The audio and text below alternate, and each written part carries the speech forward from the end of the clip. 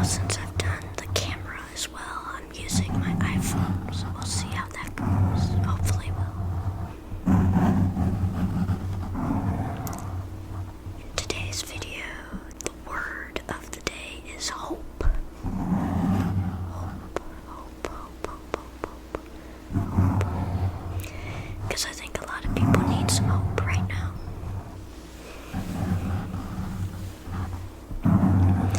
So the first part of the video is going to be some verses I found that I think illustrate hope. And then the second part of the video is going to be kind of a whisper ramble testimony of sorts.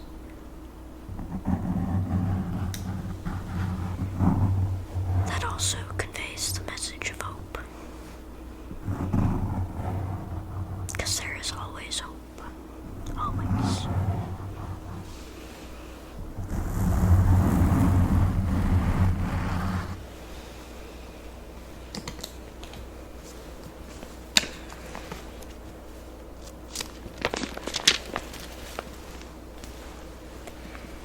So we're going to start in Mark. Mark chapter 5, verses 21 through 43. Some of you may already know this story. It's titled, Jesus Heals a Bleeding Woman and Restores a Girl to Life. When Jesus had again crossed over by boat to the other side of the lake, a large crowd gathered around him while he was by the lake. Then one of the synagogue leaders, named Jairus, came, and when he saw Jesus, he fell at his feet. He pleaded earnestly with him, "My little daughter is dying. Please come and put your hands on her so that she will be healed and live." So Jesus went with him. A large crowd followed and pressed around him, and a woman was there who had been subject to bleeding for 12 years. She had suffered a great deal under the care of many doctors and had spent all she had. Yet instead of getting better, she grew worse. When she heard about Jesus, she came up behind him in the crowd and touched his cloak, because she thought, "If I just touch his clothes, I will be healed." Immediately her bleeding stopped and she felt in her body that she was freed from her suffering. At once Jesus realized that power had gone out from him. He turned around in the crowd and asked, "Who touched my clothes?" "You see the people crowding against you," his disciples answered, "and yet you can ask, 'Who touched me?'" But Jesus kept looking around to see who had done it. Then the woman, knowing what had happened to her, came and fell at his feet, and trembling with fear, told him the whole truth. He said to her, "Daughter, your faith has healed you. Go in peace and be freed from your suffering." While Jesus was still speaking, some people came from the house of Jairus, the synagogue leader. "Your daughter is dead," they said. "Why bother the teacher anymore?" Overhearing what they said, Jesus told him, "Don't be afraid, just believe." He did not let anyone follow him except Peter, James, and John, the brother of James. When they came to the home of the synagogue leader, Jesus saw a commotion with people crying and wailing loudly. He went in and said to them, "Why all this commotion and wailing? The child is not dead, but asleep." But they laughed at him. After he put them all out, he took the child's father and mother and the disciples who were with him and went in where the child was. He took her by the hand and said to her, "Talitha cum," which means, "Little girl, I say to you, get up." Immediately the girl stood up and began to walk around. She was 12 years old. At this, they were completely astonished. He gave strict orders not to let anyone know about this and told them to give her something to eat. I think this story is so obviously laced with hope. I mean, one, it shows Jesus' power to heal and to save, literally from death. And what's even more fantastic about all of that is not only can he raise the dead to life, but he can do that with all of us as well. That's the whole point of baptism, is you're literally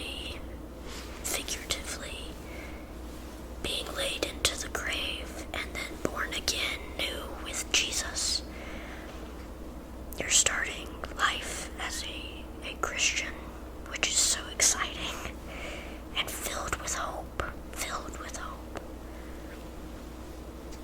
Because what we believe is when we die here on earth, we have eternal hope and life with God in heaven, which I can't think of anything more hopeful than that, more joyful than that. So there's always hope. I mean, this woman that was bleeding for 12 years. 12 years, that's a long time to be suffering like that. But through faith, Jesus healed her. And that, I think, is an important concept, because we have to have faith in Jesus for him to work in our lives. The parents who went to Jesus had faith in Jesus that he could heal their daughter. There is hope. Hope and faith almost go hand in hand. Always have hope. The next verses that we're going to read is in Philippians 3:12 through 14. Not that I have already obtained all this or have already arrived at my goal, but I press on to take hold of that for which Christ Jesus took hold of me. Brothers and sisters, I do not consider myself yet to have taken hold of it, but one thing I do, forgetting what is behind and straining towards what is ahead. I press on towards the goal to win the prize for which God has called me heavenward in Christ Jesus. That kind of reiterates the point I was saying. The last verses that I'm going to read is in Hebrews 6:10 through 20. God is not unjust. He will not forget your work and the love you have shown him as you have helped his people and continue to help them. We want each of you to show this same diligence to the very end, so that what you hope for may be fully realized. We do not want you to become lazy, but to imitate those who through faith and patience inherit what has been promised. When God made his promise to Abraham, since there was no one greater for him to swear by, he swore by himself, saying, I will surely bless you and give you many descendants. And so after waiting patiently, Abraham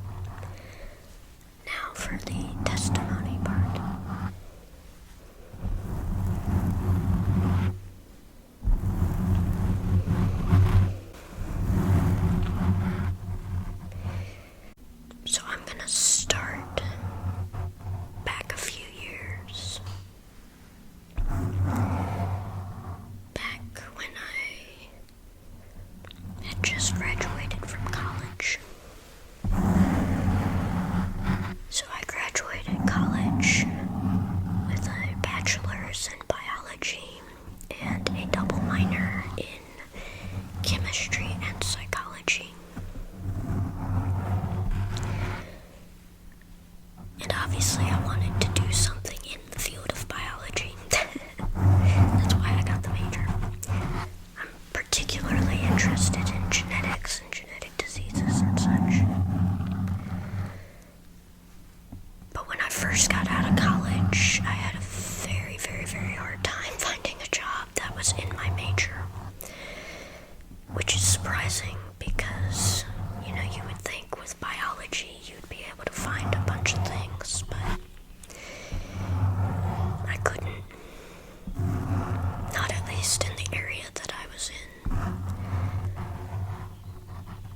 So I started applying for retail positions because I kept getting rejected from every biology position I applied for. And I moved back in with my parents until me and my now husband, then he was my fiance, could live together. So what had happened was we graduated college. I moved back in with my parents, and my husband, he's military.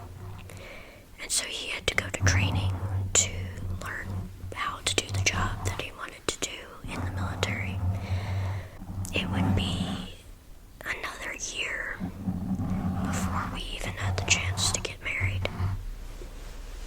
A lot of waiting. That's kind of the theme. That's kind of the theme of this entire story is patience. I think that's what God is trying to teach me, is patience. Anyways, I get out of college. I have to get a job. Biology's not working out right then. So I went into retail, which is the only thing I really knew, because I had used to work at Hallmark in my early years in college. But now I'd graduated and I started working at Michael's, the arts and crafts store. But I was part-time, and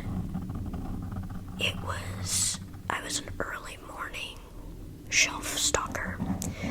So I would stock the shelves before the customers came in. So that meant that some mornings I was getting up at 2 in the morning and getting the truck at 3 in the morning and working till 7:30 or sometimes even longer than that, till 9 in the morning. It was a great job in the sense of it was a job and the people were incredible, and I had the whole rest of the day ahead of me, which was a good bad thing because I had nothing else to do. That's all I had was this job that most of the time was in the mornings. So I had a whole rest of the day. So I came up with a bunch of other things for me to do. And God led me, I think, to create this channel during that time where I was in the hallway waiting for a door to open. Because my ultimate goal was to get a job in biology, and I applied for months. And it wasn't working out. But again, good news. I couldn't see it then, but now I have this channel, and we reached 1,000 subscribers, which is so amazing. It's so awesome. I'm so happy. One, that you guys stuck with me, but two, that we've even reached this many people. I remember the days when I had 1 to 20 subscribers, and I was so excited about that. It is so awesome to have 1,000. So I'm very excited and happy about that. So I created this channel, but even between the part-time job and this channel, I wanted to do more. And that was a huge blessing to have all this time on my hands because I love to write. I don't know if I told you guys that before. I love to write, and I love to write fiction stories. And so I wrote every single day. So I would wake up in the mornings, do my Michael's job, take a nap, because holy cow, that was early in the morning. Take a nap, and then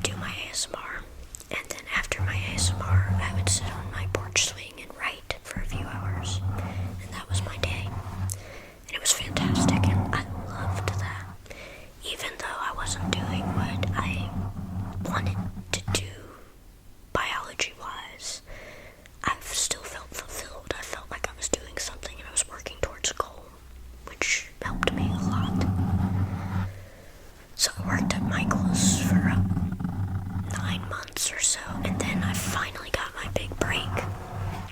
Unfortunately, through COVID, because COVID hit and it created a bunch of jobs in the biology field. So I started working at a COVID lab, and what I did was I did something called accessioning. And I had no idea what accessioning was, but essentially accessioning is just data entry into a particular system. And I was the person who took the snot samples and made sure that the label on the sample matched the paperwork. Because if it didn't match, we might tell somebody, hey, you have COVID, when in reality they didn't. Or, hey, you don't have COVID, when in reality they did, which is a big problem. You don't want that. So that was my job, is I was telling, okay, this is the right person, this is their sample. It was essentially assembly line work. And very monotonous, very monotonous. But I felt like I was helping, in a way. You know, I felt like I was helping people. I was finally in a biology-related job. So I felt like I was making moves. I thought I was doing good.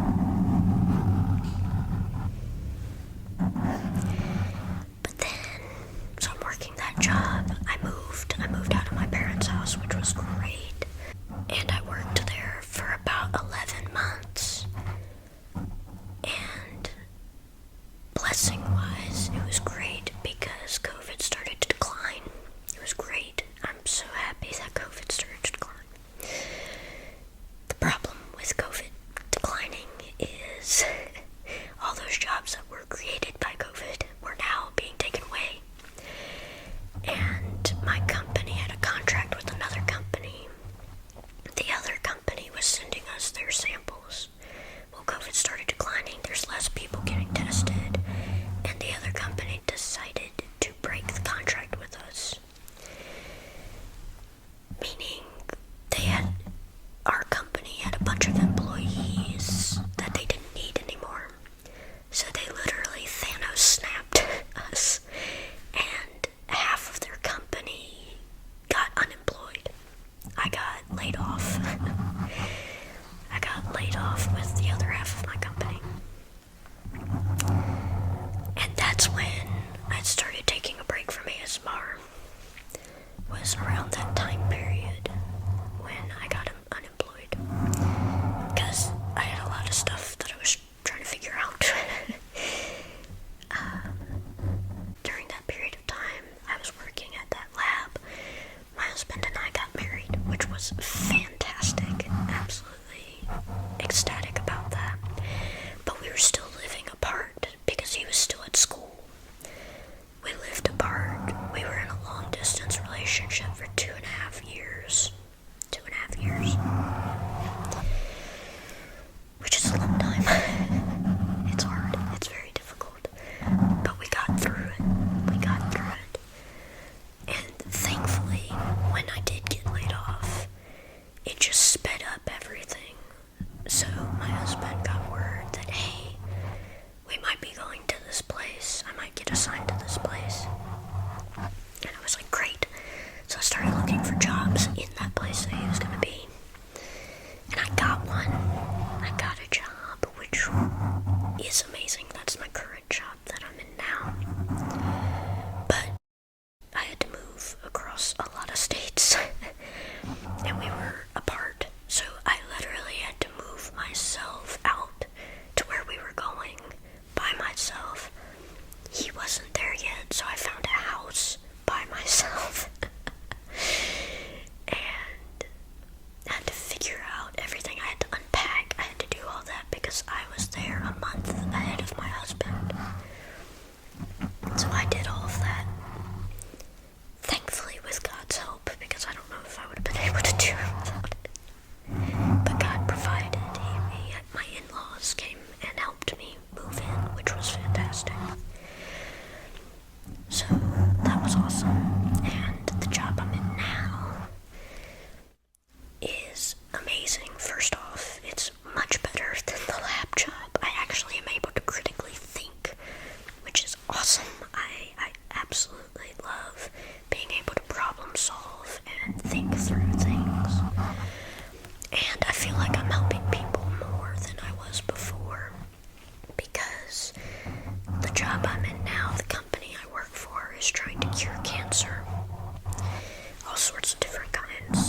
not just limited to one. We have several studies going on trying to cure a lot of different types of cancer.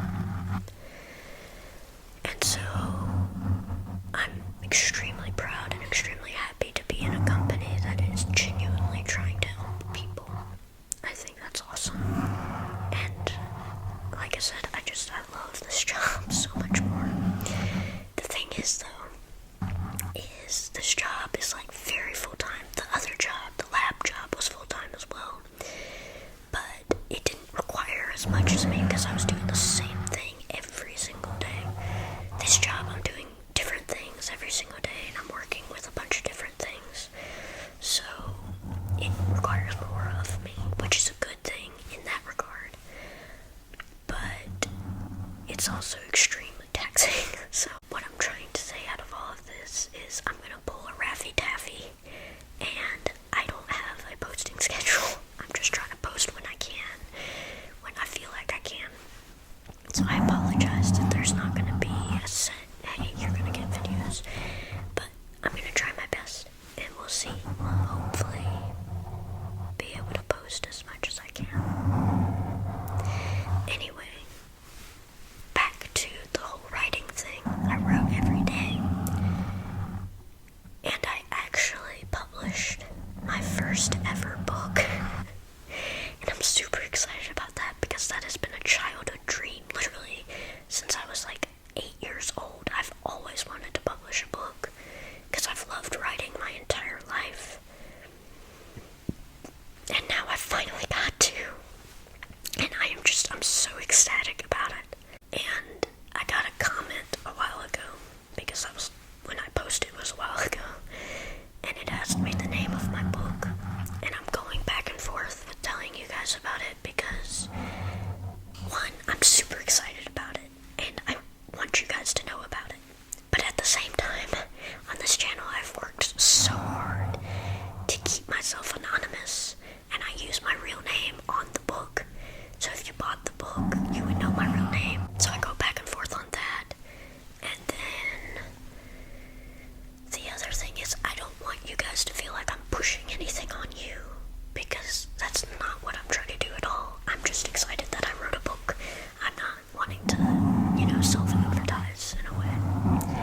But at the same time, I'm really excited. So I don't know. I go back and forth on it. We'll see. Maybe in the future I will put the book out, just if you're interested to get it. But at this present time, I'm not going to show it or anything like that. Because like I said, I'm going back and forth on it.